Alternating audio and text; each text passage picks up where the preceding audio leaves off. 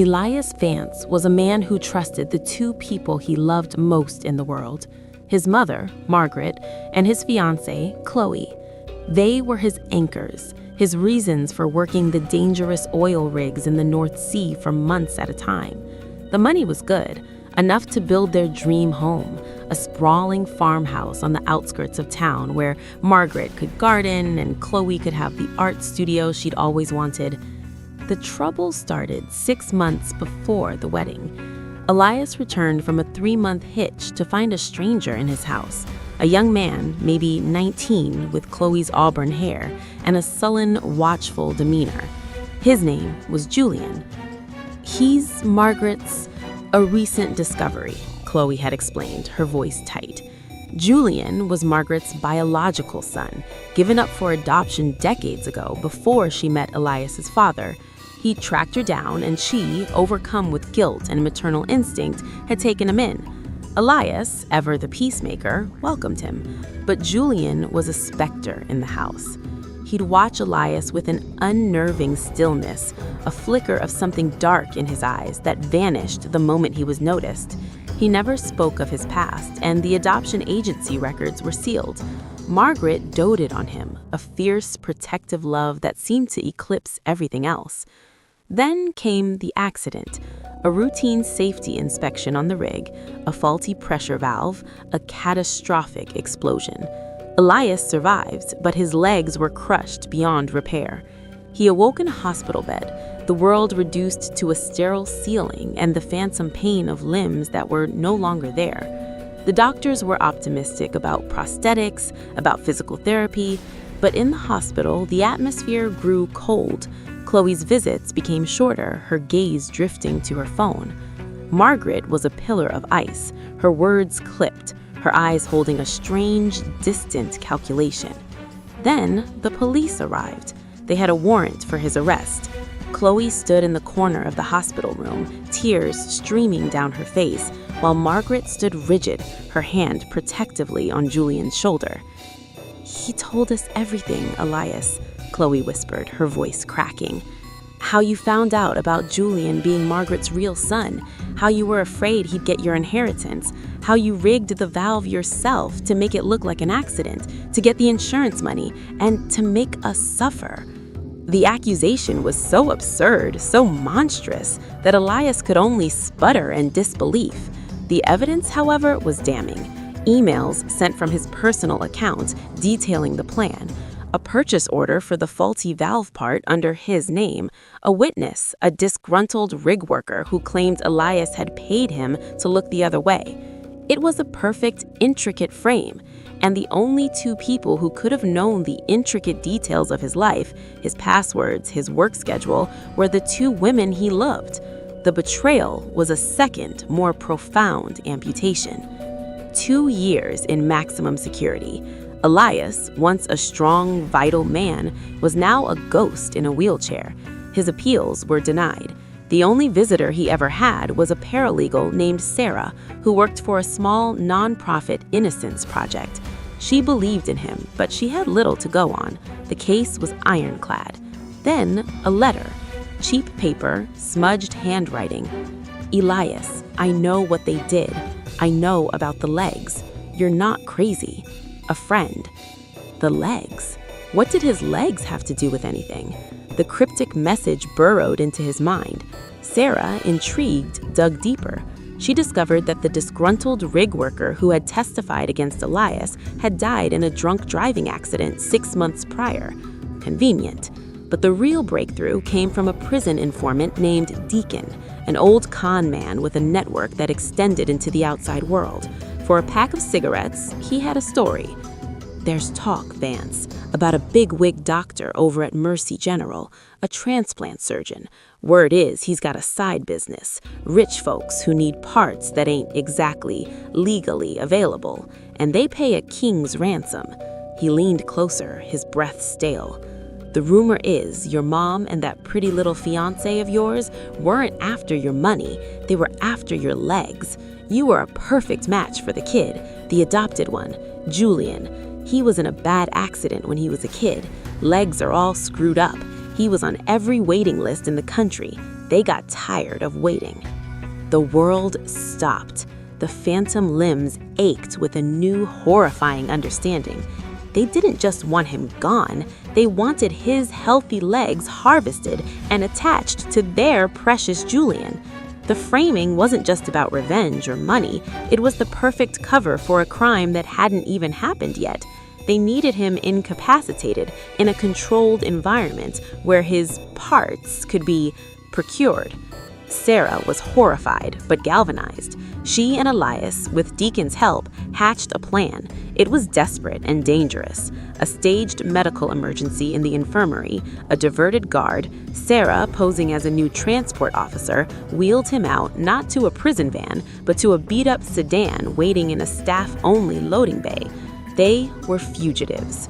Sarah drove through the night, heading back to the city, to the farmhouse he once called home. Elias was a man possessed, the numbness of betrayal replaced by a cold, burning rage. They watched the farmhouse from a distance. It was lit up like a Christmas tree. Cars lined the driveway. A party. Elias used a back gate Sarah had scouted, rolling his wheelchair silently along a garden path towards the brightly lit kitchen window. He peered inside. The scene was a grotesque parody of a family gathering. Margaret, radiant in a silk dress, was laughing, pouring champagne. Chloe was there, her arm linked with Julian's. But Julian was different. He was standing. He was walking across the kitchen to greet a guest, his gait smooth and natural. It was his gait, the way he used to walk. The world swam before Elias's eyes. It was true, all of it. He didn't wait. He burst through the back door, his wheelchair crashing into the kitchen.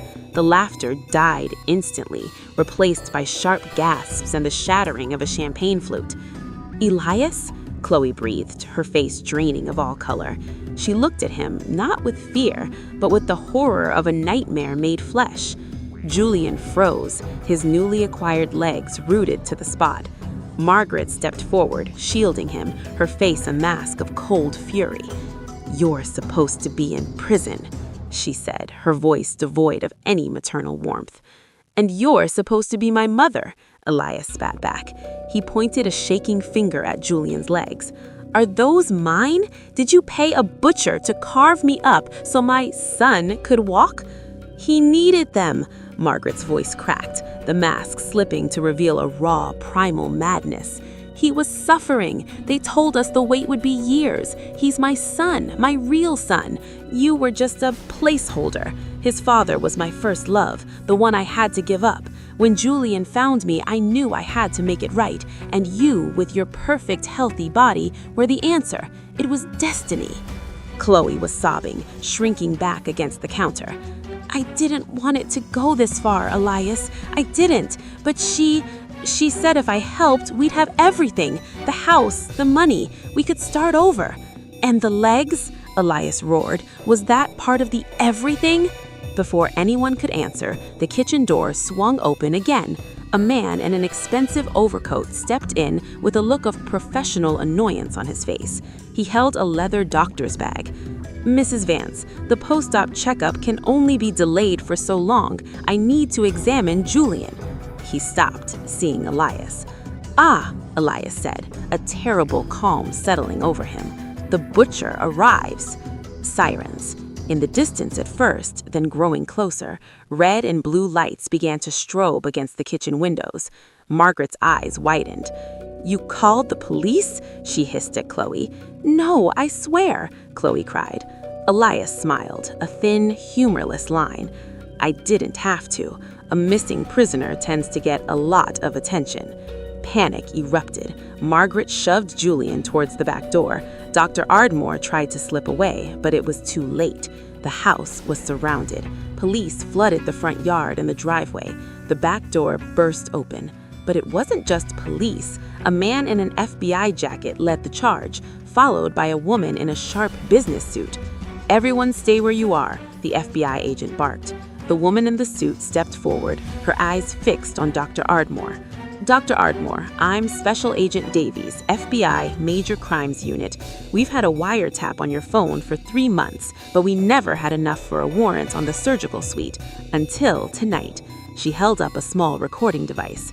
"Your call to Mrs. Vance 30 minutes ago, confirming your arrival to examine the post-op patient, was the final piece of the puzzle. It gave us probable cause." Ardmore's face went ashen. "You're all under arrest," Agent Davies continued, her gaze sweeping over Margaret, Chloe, and Julian, "for conspiracy, for attempted murder, for the illegal procurement and transplantation of human tissue." But Elias was staring at Julian, who hadn't moved, who stood there, silent, on Elias's legs. "Arrest them all," Elias whispered, a profound emptiness filling him.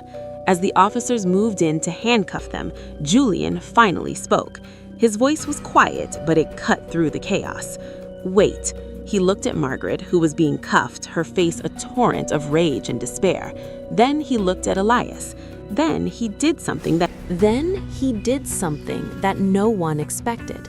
He bent down, slowly and deliberately, and began to roll up the leg of his trousers. He revealed the surgical scar, a long, puckered line running down the side of his knee. Then he pointed to the inside of his wrist. There, partially obscured by a watch, was a small, faded tattoo, a simple black spade. Elias stared at it. He'd seen that tattoo before, on the wrist of the man in the visiting room, Deacon, the prison informant. "They were so eager to believe I was their lost, innocent lamb," Julian said, a chilling smile spreading across his face. "They never did a real background check. They never found out about the fraud charges in 3 states, or the couple in Nevada I conned out of their life savings." He turned to Elias. "They told me the plan the night before they framed you. They thought I'd be grateful, and I was. Not for the legs, but for the opportunity." Agent Davies stepped forward, a new alertness in her eyes. "What opportunity?" Julian looked from the horrified face of Margaret to the weeping Chloe. "A year ago, I read about a cold case, a man in Nevada. He was murdered for his life insurance by his wife and her boyfriend. They got away with it. The wife was my biological mother.